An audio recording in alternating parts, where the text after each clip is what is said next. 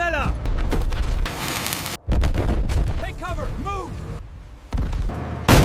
Spotted the Devil truck.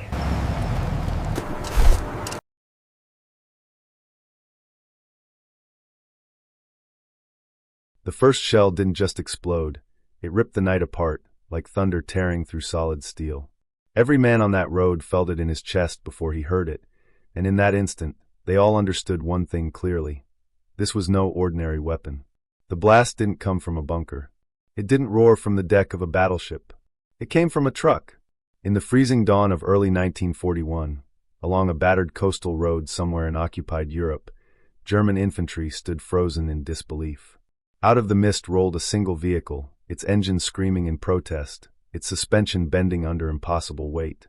The truck skidded to a halt, and then, without warning, it fired. Mounted on its back was a naval cannon. A weapon designed for warships. A gun meant to hurl steel across miles of open sea, not to sit on wheels. The recoil alone nearly tore the vehicle apart.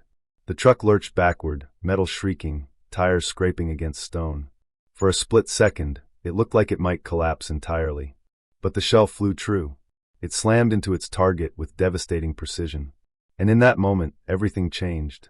This impossible idea hadn't been born on the battlefield. It had begun months earlier, inside a smoke-filled planning room where maps covered the walls and desperation ruled every conversation. Germany's early victories had pushed its armies faster than their supply lines could follow. Heavy artillery struggled to keep up with rapid advances. Conventional solutions were failing. Meanwhile, in ports and coastal batteries, massive naval guns sat idle. Powerful, intimidating, and, according to military tradition, useless inland. But tradition was dying fast. Captain Ernst Keller stood over the blueprints, his brow furrowed in disbelief. He was an artillery engineer, but before that, he had served at sea. He knew these guns. He had felt their power beneath his feet aboard cruisers. He knew exactly what they were built to do. "They'll tear themselves apart," someone muttered, staring at the drawings. Keller didn't argue. He didn't raise his voice. He simply replied calmly and coldly, "So will the enemy." The proposal was madness. Strip naval cannons from their mounts. Bolt them onto reinforced trucks. No real armor. No elegance. No safety. Just raw firepower dragged screaming across land. These were not weapons of precision. They were weapons of desperation. The engineers gave them a technical name: Improvisiert Kastenkanonen. Improvised coastal guns. Dry. Clinical. The soldiers would call them something else entirely. By the time the first prototype rolled out of the yard, the laughter had stopped. The truck sagged under the weight, its frame groaning like an old ship in heavy seas. Tires bulged. Axles strained. The cannon jutted forward, long and menacing, like the open jaw of a predator. Someone whispered, barely audible, "That thing's possessed." The nickname spread quietly at first. Teufelswagen. Devil truck. No one yet understood how accurate that name would become. The Devil trucks were not born from brilliance or careful planning. They were born from urgency. Steel beams replaced wooden frames. Axles were doubled. Engines overheated constantly. Every kilometer traveled was a risk. Crews learned quickly that stopping was death. Speed was survival. Captain Keller watched the first live-fire test from behind a concrete barrier. Fire! The cannon thundered. The truck skidded backward several meters as bolts snapped and metal screamed. Men ducked instinctively. Dust and smoke swallowed everything. When the air finally cleared, silence followed. The target, a reinforced bunker wall, was simply gone. For a long moment, no one spoke. Then someone laughed. Not with joy. With nerves. The crews were volunteers. Or close enough. Men who understood they were driving machines that could kill them just as easily as they killed the enemy. Each truck carried a small team: driver, gunner, loader, spotter. Commands were shouted over engines and ringing ears. Every movement was drilled, repeated, memorized. There was no armor to hide behind. No second chances. Deployment orders came quickly. Coastal defenses. Counter-battery strikes. Rapid response fire missions. Command never expected them to last long.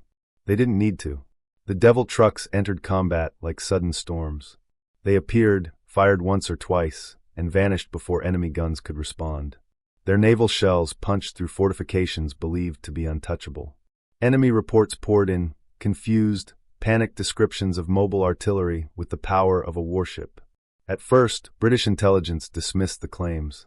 Then the photographs arrived. Grainy. Blurred. Impossible. A truck. A ship's cannon. On land. Infantry units learned to listen for them. The sound was unmistakable, a deep, rolling thunder unlike any field gun. When it echoed across the landscape, men ran. One crew became infamous. Led by Sergeant Wilhelm Roche, they operated almost exclusively at night. Headlights off. Navigating by moonlight, memory, and instinct. Roche treated the truck like a living creature, coaxing it forward, whispering to the engine when it threatened to fail. During one engagement, they destroyed 3 enemy artillery positions in under 10 minutes.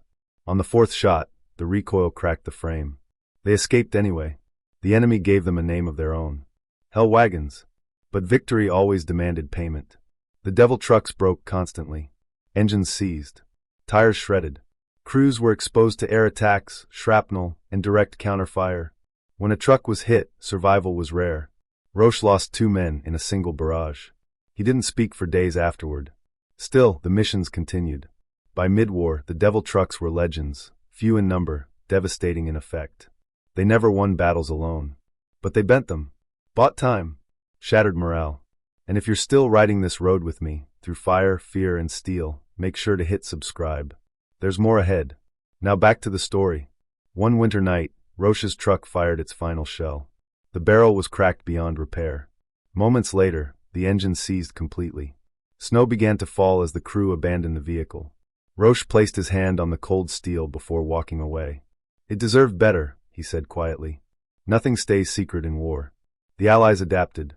Air patrols intensified. Roads were deliberately cratered.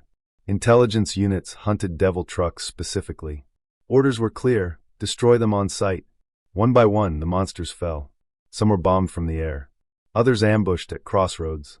A few were captured, photographed like trophies. Soldiers posed beside them, smiling uneasily.